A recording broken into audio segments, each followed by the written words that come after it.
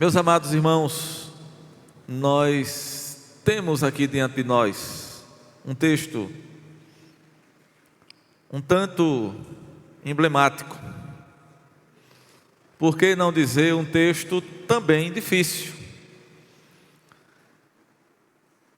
Nesse texto nós encontramos um ensino que tem sido disputado pelos estudiosos quanto ao seu significado, que é a questão da blasfêmia contra o Espírito Santo. E nós queremos, irmãos, antes mesmo de entrar na exposição do texto, nós vamos manter o nosso formato de pregação expositiva, mas antes de entrar na exposição do texto, nós queremos pensar por alguns breves instantes sobre esse tema, porque à luz desse tema nós vamos expor o texto. Então nós precisamos entender o que é a blasfêmia contra o Espírito Santo e precisamos também entender o que não é a blasfêmia contra o Espírito Santo. E primeiro, irmãos, eu quero pensar sobre o que não é a blasfêmia contra o Espírito Santo. Há quem pense que a blasfêmia contra o Espírito Santo é o simples fato de não aceitar Jesus como Salvador, o fato de não aceitar Cristo, porque conforme nós vemos no texto, estamos diante de um pecado imperdoável. Jesus disse que esse pecado ele não tem perdão. Então há quem diga que é a incredulidade, é rejeitar a graça de Deus. E nós sabemos, irmãos, que muitas pessoas vivem na ignorância, na desobediência, ouvem o Evangelho e passam muito tempo e não se decidem, e nós não sabemos quem vai tomar uma decisão e quem não vai. Nós só sabemos que é nosso dever pregar o Evangelho. E nós sabemos que o único meio para a salvação do pecador é através da pregação do Evangelho.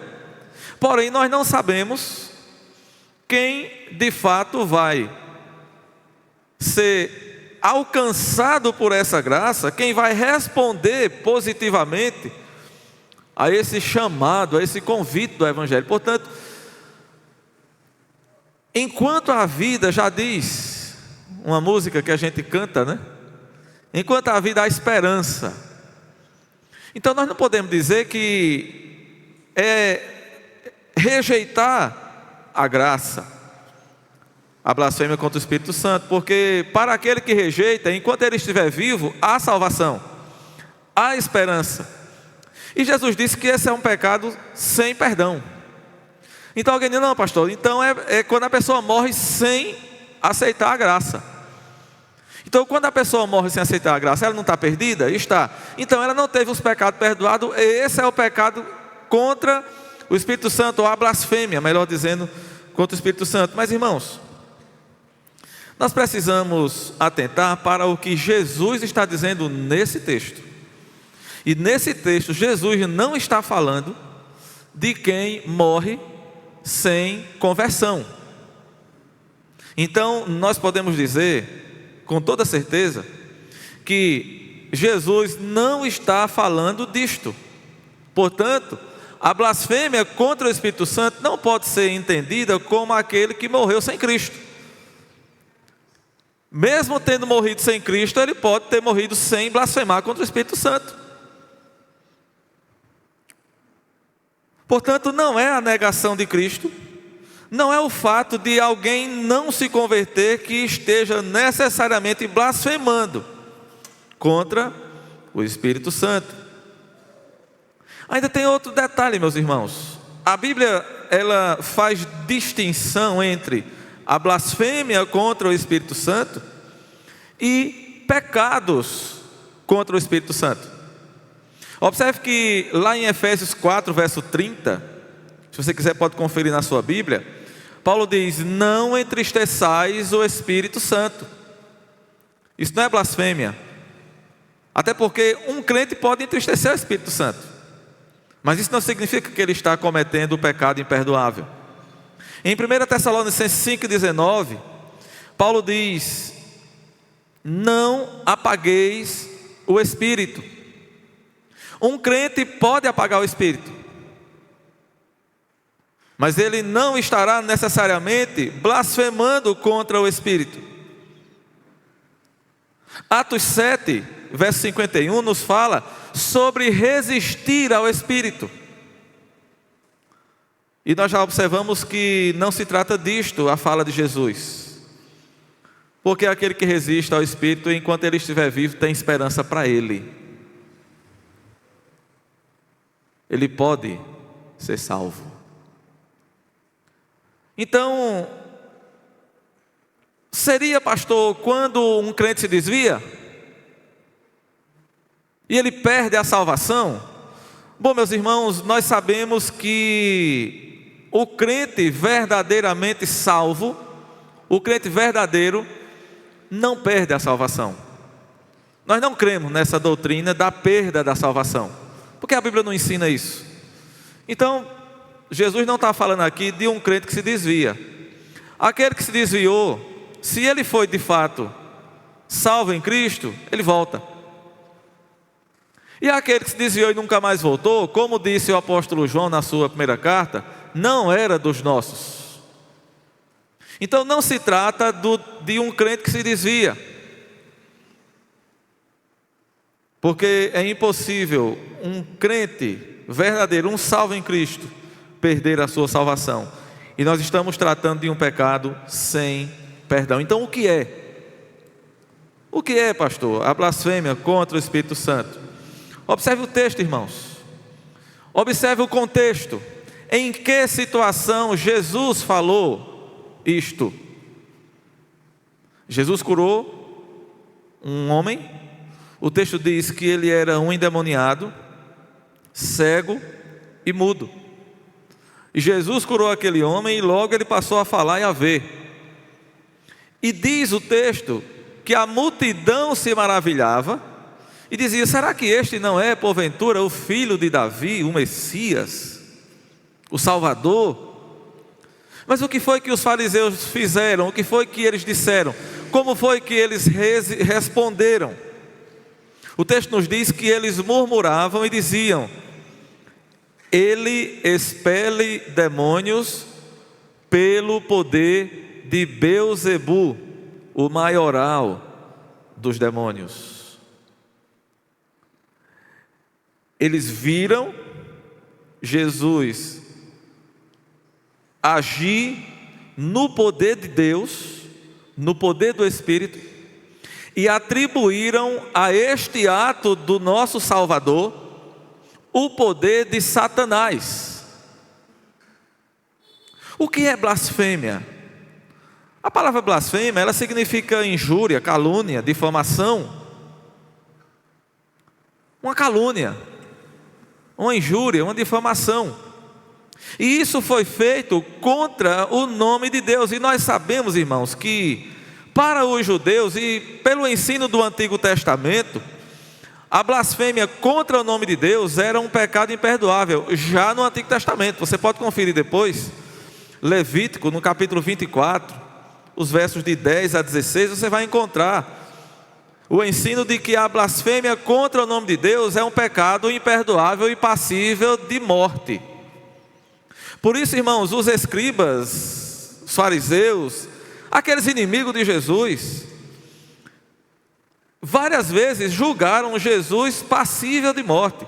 Observe na sua Bíblia aí, Marcos, capítulo 2, verso 7, diz: por que ele fala deste modo?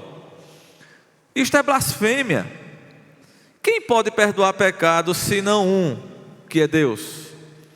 Eles acusaram Jesus de blasfêmia porque Jesus perdoou os pecados do paralítico. E eles disseram: só quem pode perdoar pecado é Deus. Então, se Jesus está dizendo que perdoa pecado, Jesus está se colocando no lugar de Deus, e isso é blasfêmia, vamos matá-lo.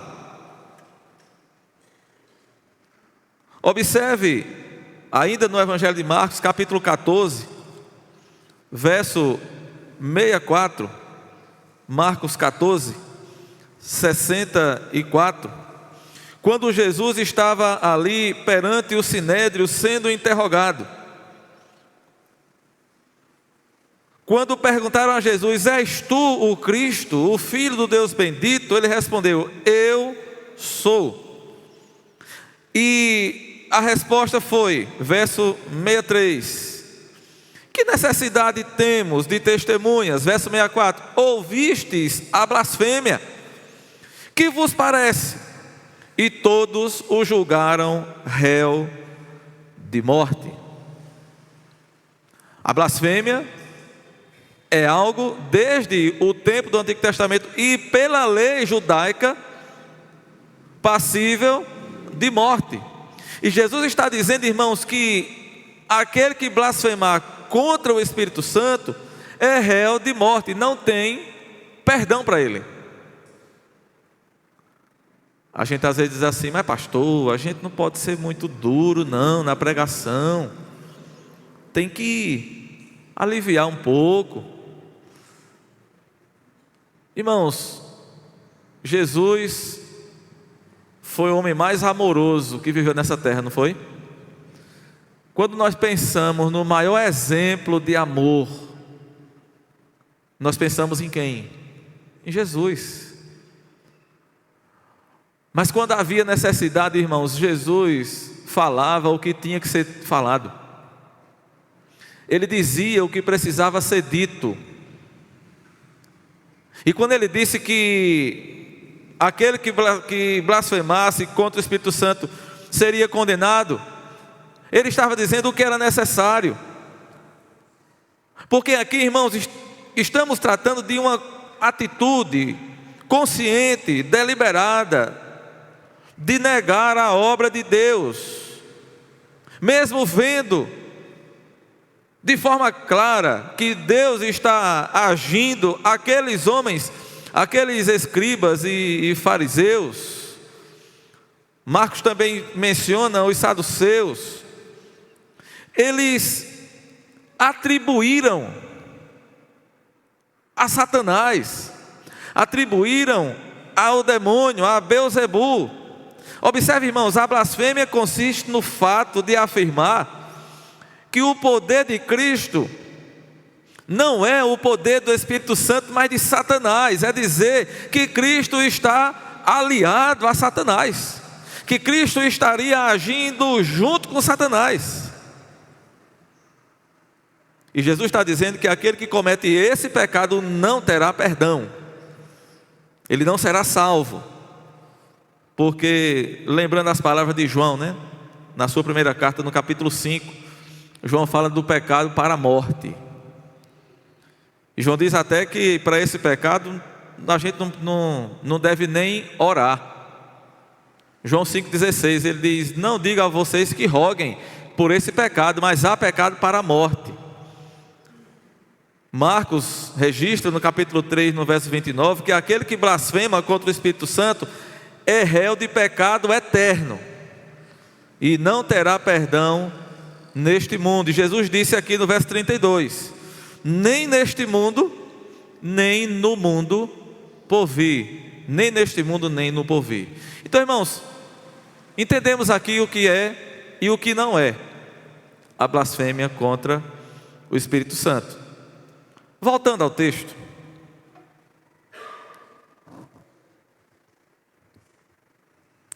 o texto nos diz que trouxeram a Jesus um endemoniado, cego e mudo. É interessante, irmãos, que essa é uma das curas, um dos milagres que Jesus realiza, em que nós temos menos detalhes. Você percebe que ele só fala na cura no verso 22. A gente não sabe como foi, se Jesus botou a mão, se Jesus deu uma ordem, se Jesus fez alguma outra coisa. A gente não sabe detalhes. O verso 22 ele diz: ele o curou, passando o mudo a falar e a ver. Ponto. Logo em seguida, segue-se, nós encontramos a admiração da multidão e a acusação dos fariseus. Então Jesus cura aquele homem. E aqui, irmãos, nós vemos como Jesus ele demonstra o seu poder. João nos diz, também na sua primeira carta, que Jesus veio ao mundo para destruir as obras do diabo. Portanto, amados irmãos, as obras do diabo não podem resistir ao poder de Jesus. Jesus aqui, ele está lançando por terra o poder de Satanás. Não há demônio que resista, não há doença, não há nada neste mundo que possa resistir ao poder de Jesus. Portanto, Jesus, ele destruiu, ele veio para destruir. É claro, irmãos, que essa obra ela ainda está sendo realizada. E terá o seu cumprimento final, quando o diabo for finalmente aprisionado para todo sempre, como nos diz a Escritura. Mas observe, irmãos, que as multidões elas se admiram diante do poder extraordinário de Jesus. E eles perguntam: será que este não é o filho de Davi? Observe, irmãos, os judeus ainda não haviam entendido quem era Jesus. E até hoje, né? A maior parte deles. Há um movimento chamado de judeus messiânicos, que aceitam Jesus como o Messias e mantêm-se no judaísmo. Mas em sua maior parte, os judeus ainda não aceitam Jesus como Messias, ainda não o receberam. A palavra de João, no capítulo 1 do Evangelho, ainda continua: veio para o que era seu e os seus não o receberam. Então, aquele povo, eles estavam esperando, como muitos estão até hoje, esperando o Messias. E como eles esperavam o Messias, quando eles viram as obras que Jesus realizava, eles disseram: será que não é esse? Mas observe, irmãos, o que os inimigos fazem. Eu estava lendo esse texto aqui, meditando, e estava me lembrando daquela passagem lá no Antigo Testamento, quando os espias foram enviados para espiar a terra. Os irmãos sabem da história, os irmãos lembram o que aconteceu. Dos 12, de cada tribo um foi enviado. Dos 12 que foram enviados, 10 voltaram trazendo uma palavra negativa. E aquilo influenciou todo o povo de uma forma tal que a confusão estava generalizada. A confusão estava grande e o povo ia acabar se destruindo ali. Foi que levantaram-se 2, Josué e Calebe. Fizeram calar o povo, embora que houve punição. Deus puniu aqueles que levantaram a rebelião. Mas Josué e Calebe se levantaram e disseram: não, meus irmãos, o Senhor vai nos entregar a terra. Nós vamos devorar aqueles gigantes como quem devora o pão. Porque os outros 10 chegaram dizendo: nós éramos como gafanhotos diante deles, eles são gigantes. Aquilo é terra que devora seus habitantes, nós vamos ser devorados quando chegar lá. Imagine, irmãos, a confusão que isso causou no povo. O mesmo nós vemos aqui, meus irmãos. Os evangelhos nos mostram isso. Em todo lugar que Jesus chegava, os inimigos estavam ali para questioná-lo, para criticá-lo e para tentar colocar em descrédito as suas obras e os seus ensinos. Isso é muito perigoso. Isso ainda acontece hoje. Tem gente que se levanta no meio da igreja para fazer confusão. Tem gente que se levanta no meio da igreja para puxar as coisas para trás. Estava conversando esses dias com alguns irmãos, e a gente estava meditando nisso, né? Imagine uma carroça que está sendo puxada, alguns estão puxando aquela carroça, subindo a ladeira, tem outros que se sentam em cima para fazer peso, e tem outros que puxam para trás, né? Para não deixar subir. Mas tem que subir. Ela tem que ir. Observe, irmãos, enquanto a multidão estava admirada com o milagre que Jesus havia realizado, aqueles inimigos de Jesus trataram logo de desacreditar o que Jesus havia feito.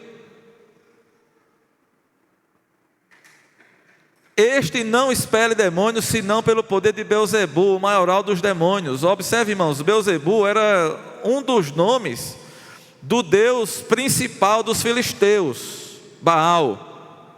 Também era chamado de Beelzebu. Eles estavam atribuindo a Jesus o poder dos demônios. Em vez de aqueles líderes religiosos se alegrarem por Deus estar realizando tantos sinais, tantas maravilhas no meio deles, em vez de eles se alegrarem por Deus ter enviado o Messias, o Salvador, o Messias esperado, o Redentor, eles se rebelaram contra o Filho de Deus. Eles tentaram de todas as formas difamar a sua obra, difamar os seus ensinos. E Deus não deixa isso barato.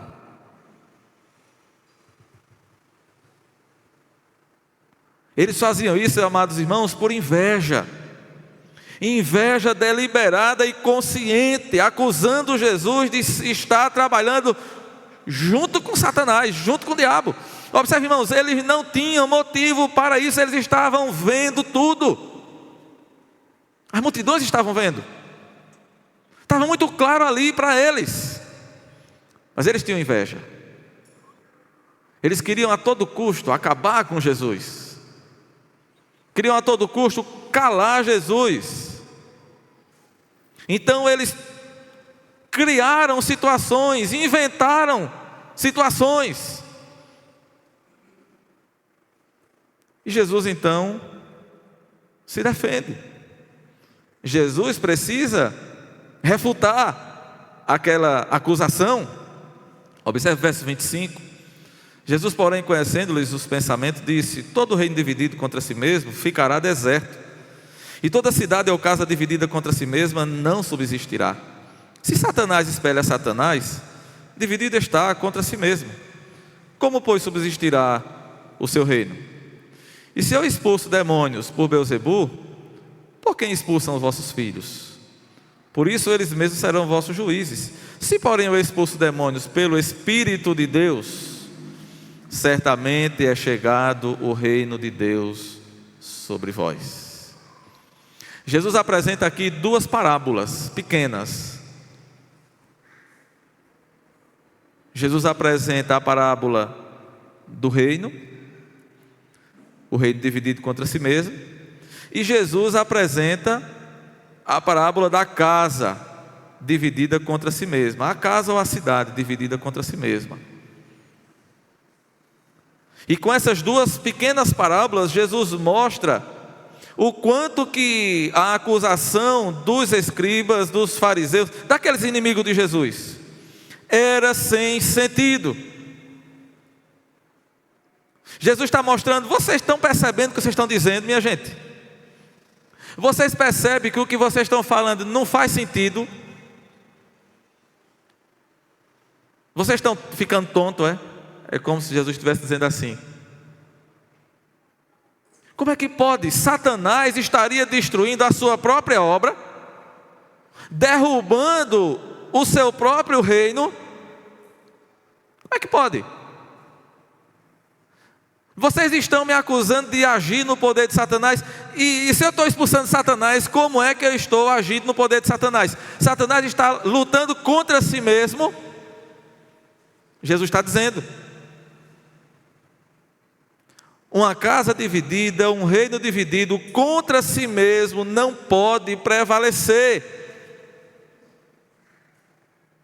Portanto, se Satanás está expulsando a si mesmo, ele mesmo vai se destruir. E eu estava me lembrando aqui daquela palavra de Gálatas, capítulo 5, verso 5, quando ele diz assim: se vós, porém, vos mordeis e devorais uns aos outros, vede que não sejais mutuamente destruídos. Não pode, irmãos. Não pode a própria casa voltar-se contra si mesma. Você já viu isso? Você machuca seu próprio corpo? Você machuca seus próprios membros? Se você fizer isso, você estará em sã consciência? Você estará agindo em sã consciência? Você já ficou com raiva da sua mão e resolveu dar um murro na parede? Porque você está com raiva da sua mão? Você vai agir contra ela? Você já experimentou bater com a cabeça na quina da parede? Não que ninguém é louco, né? Ninguém faz isso. E se fizer é porque perdeu o juízo. E o apóstolo Paulo nos ensina na carta aos Gálatas: se vocês se mordem e devoram uns aos outros, vocês mesmos se destroem. E é isso que Jesus está ensinando aqui. E Jesus explica, amados, olha o verso 29. Como pode alguém entrar na casa do valente e roubar-lhe os bens sem primeiro amarrá-lo? E então lhe saqueará a casa. Verso 30. Quem não é por mim, é contra mim. E quem comigo não ajunta, espalha. Observe, amados irmãos, Jesus, ele não está agindo no poder de Satanás, é claro, você sabe disso, mas ele mostra aqui para aqueles seus acusadores que ele está combatendo, ele está destruindo as obras de Satanás.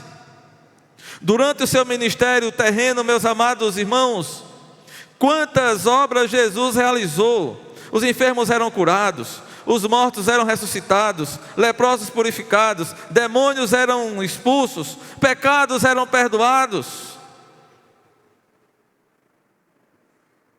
Jesus estava destruindo as obras de Satanás. Ele está saqueando a casa do valente. Observe, irmãos, que nesse versículo 29 aí, quando ele diz: como é que pode alguém entrar na casa do valente e roubar os seus bens, se primeiro não amarrá-lo? Esse valente aqui é Satanás, viu? Jesus está usando outra parábola aqui, para explicar o óbvio. Para explicar o óbvio. Esse valente aqui é Satanás. Jesus disse: Satanás é valente. Então como é que alguém pode entrar na casa dele para saquear os bens dele, se primeiro não amarrá-lo? Ou seja, tem que ser mais forte do que ele. E Jesus estava fazendo isso. Ele estava saqueando os bens da sua casa.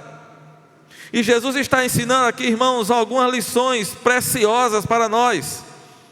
E a primeira delas, irmãos, é que Satanás é valente. Ninguém pense que a gente pode brincar com Satanás, não. Tem gente que brinca com Satanás, né? Diz que amarra, que joga ele para lá, que joga ele para o outro lado, chama ele disso e daquilo. Isso é tudo bobagem, criancice e gospel. Tem gente que fica botando apelido, né? Falando besteira, falando bobagem. É meninice. Satanás é um inimigo forte e poderoso. Tem um hino do grupo Logos que diz: o tentador é forte. E é mesmo. Mas nós temos, irmãos, ao nosso lado aquele que é mais forte. Jesus ensina que Satanás é valente, mas ele também ensina, irmãos, que ele é mais valente. Porque quem é esse? Observe mais uma vez o 29. Como pode alguém entrar na casa do valente e roubar-lhe os bens se primeiro não amarrá-lo? O valente é Satanás, Quem é que entra na casa dele e amarra ele para saquear-lhe os bens? É Jesus, porque ele é todo poderoso. Então ele entra na casa de Satanás e saqueia a sua casa. O que é que a igreja está fazendo no mundo?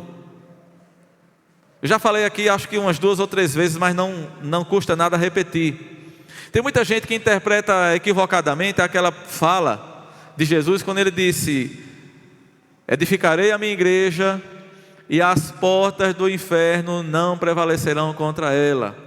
E aí, irmãos, o negócio é tão claro, o texto é tão claro, mas tem gente que quando lê as portas do inferno, interpreta as portas da igreja. Aí diz assim: Satanás não pode derrubar as portas da igreja, porque Jesus disse. Jesus não está falando das portas da igreja. Jesus está falando das portas do inferno.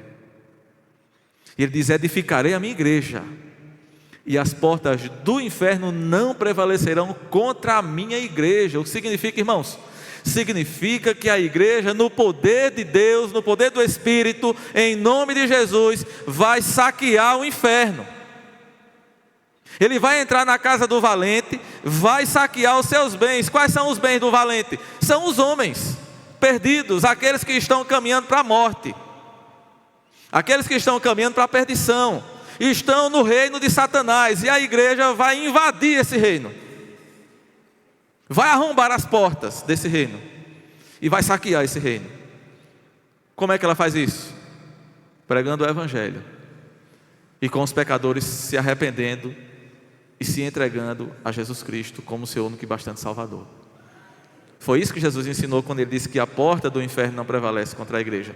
Ninguém fique pensando que não, a igreja está protegida porque Jesus disse que a porta do inferno não prevalece. Sim, é a porta do inferno que prevalece. Jesus não está falando da porta da igreja, não. Mas observe, meus irmãos, Jesus ele mostra que tem poder e autoridade sobre Satanás, porque ele tem o poder para libertar aqueles que estão cativos nas mãos de Satanás. Jesus não apenas amarra Satanás, mas ele arranca das suas mãos os que estão cativos, os que estão presos. O texto nos diz aqui que Jesus amarra Satanás. Tudo isso aqui é uma linguagem figurada, né, irmãos? É uma figura de linguagem, é claro. E os crentes também ficam com a bobagem de dizer que está amarrado, que amarra, que faz isso, que faz aquilo.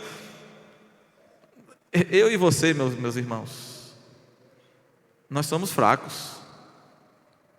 Ai de nós, se não for pelo poder de Deus.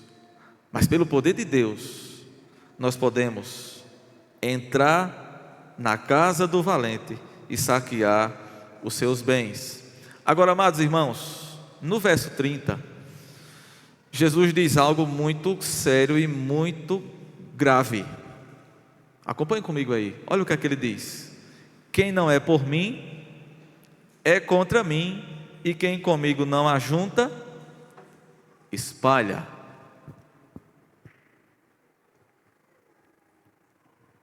Isso significa, meus amados, que não dá para ficar neutro quando se trata da vida espiritual, quando se trata das coisas de Deus. Não há neutralidade, não tem coluna do meio, ou é ou não é. Jesus disse: quem não é por mim, é contra mim. Quem comigo não ajunta, espalha. Nós estamos numa guerra espiritual e é impossível ficar neutro nessa guerra. É uma tensão, amados irmãos, entre o reino de Deus e a casa, a potestade de Satanás. E nesse campo de batalha, irmãos, ninguém pode ficar neutro. O soldado que ficar parado, de braços cruzados no campo de batalha, vai morrer. Ele vai morrer. Ele tem que lutar, ele tem que se proteger e ele tem que atacar o inimigo. Se ele ficar parado lá em pé, no meio do fogo cruzado, ele morre. E quando falamos na questão espiritual, não há um reino intermediário. Ninguém pode ficar em cima do muro. Aquele que diz: eu sou neutro, eu vou ficar no meu canto aqui, eu não vou tomar posição, já tomou. Quando se diz respeito à vida espiritual, não tomar posição é uma posição. E o pior de tudo, irmãos, é que não é a posição ao lado de Jesus. É preciso fazer uma escolha. Satanás espalha. E Jesus ajunta. Satanás destrói. O ladrão vem somente para quê? Roubar, matar e destruir. Satanás destrói. E Jesus, eu vim para que tenhais vida, e vida abundante, vida eterna. Portanto, não há neutralidade. É necessário uma escolha. É necessário tomar uma posição. O homem está no reino de Deus ou no reino de Satanás, como diz a Bíblia, na potestade de Satanás. Observe aí Atos dos Apóstolos, capítulo 26, verso 18.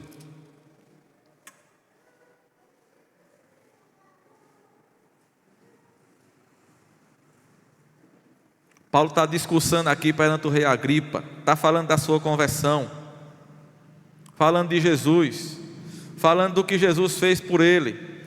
E no verso 18 ele diz: para lhes abrires os olhos e os converteres das trevas para a luz e da potestade de Satanás para Deus, a fim de que recebam eles remissão de pecados e herança entre os que são santificados pela fé em mim.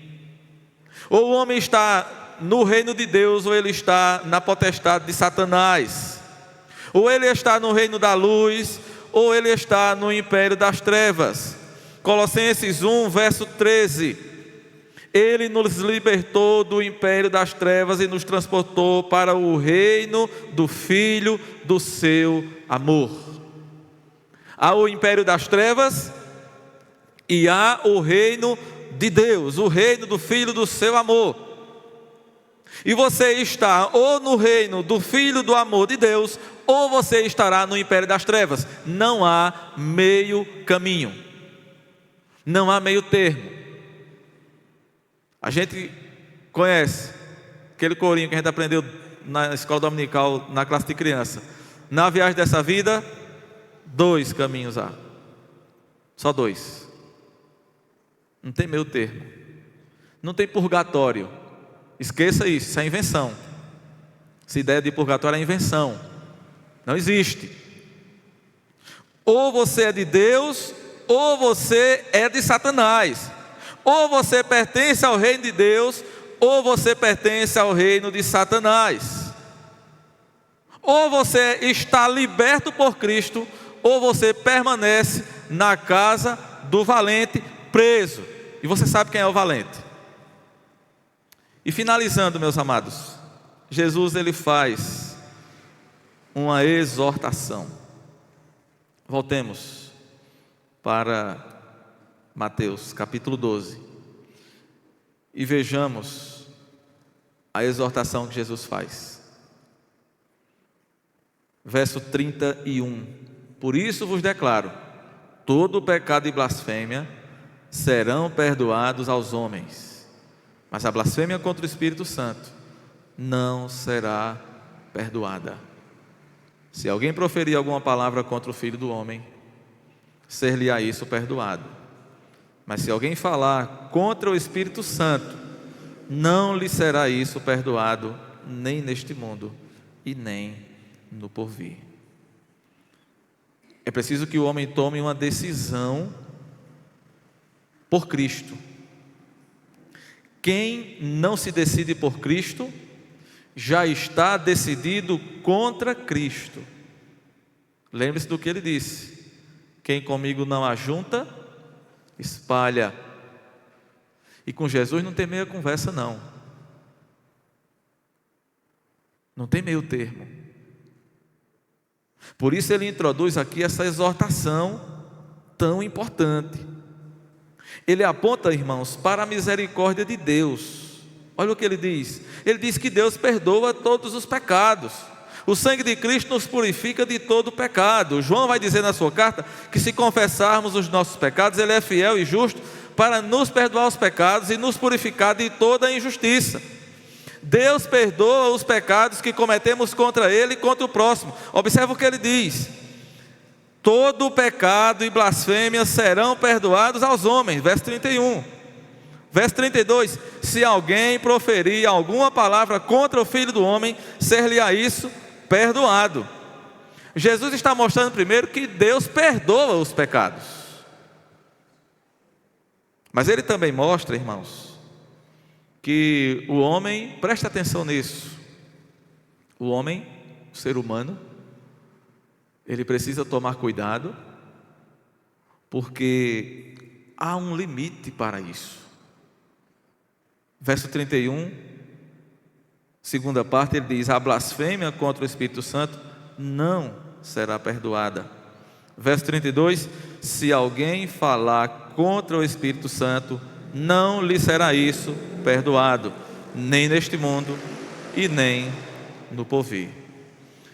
E, meus amados, nós observamos o que é e o que não é a blasfêmia contra o Espírito Santo. Você entendeu? Eu espero. Jesus está dizendo aqui que a blasfêmia contra o Espírito Santo não tem perdão. Mas observe, irmãos, que nós estamos tratando desse texto, Mateus 12, 22 a 32. Esse texto trata da blasfêmia contra o Espírito Santo. E quando nós falamos que morrer sem Cristo não é necessariamente a blasfêmia contra o Espírito Santo, é verdade. Mas ao mesmo tempo nós também precisamos lembrar e afirmar que a Escritura em sua totalidade, ela nos ensina que não é só a blasfêmia contra o Espírito Santo que condena o homem. Embora não seja blasfemar contra o Espírito Santo, morrer sem Cristo também condena o homem. Aquele que não se decide por Cristo também estará condenado se partir deste mundo para a eternidade sem tomar essa decisão, sem se decidir por Cristo. E é perigoso ficar em cima do muro. Nós já falamos, aquele que está em cima do muro, aquele que não se decide por Cristo, está do lado de Satanás. Ficar em cima do muro é o mesmo que estar do lado de Satanás, é a mesma coisa. É necessário tomar uma posição. Qual foi a posição daqueles inimigos de Jesus? Eles continuaram contra Jesus. Eles não se arrependeram, mesmo diante das evidências de que Jesus estava agindo no poder de Deus. Mas observe, amados, ainda que você diga: não, mas eu nunca blasfemei contra o Espírito Santo. Mas eu lhe pergunto, você já se decidiu por Cristo? Você já respondeu de forma positiva ao chamado do Evangelho? Você já tomou essa decisão? Não se decidir por Cristo, no final de tudo, levará ao mesmo resultado daquele que blasfemou contra o Espírito Santo. Não espere para ver. Eu sei que quase todos dos que estão aqui já se decidiram, já tomaram essa decisão, mas é bem provável que haja alguém entre nós que ainda não tomou essa decisão, que ainda está em cima do muro, que ainda está achando que pode permanecer neutro. E você aprendeu pela exposição da palavra que querer permanecer neutro é ficar contra Jesus. Jesus disse: quem não é por mim é contra mim, e aquele que comigo não ajunta, espalha. está espalhando. Portanto, meus amados, que Deus nos ajude, meus irmãos, que Ele nos conceda da sua graça, para que nós mantenhamos firme a nossa confissão, e para que nós possamos levar esse evangelho da graça, para que ele alcance a todos aqueles que ainda permanecem contra Cristo. E você que está me ouvindo, você que está aqui, você que está acompanhando essa transmissão, você que nos escuta, que nos assiste, se ainda não fez essa decisão, não perca tempo, não fique esperando, porque essa oportunidade, ela pode passar. E a oportunidade, ela é só enquanto há vida. Nós não sabemos o que nos espera. Nós não sabemos o amanhã. Não deixe para depois o que você pode fazer agora. Que Deus nos abençoe.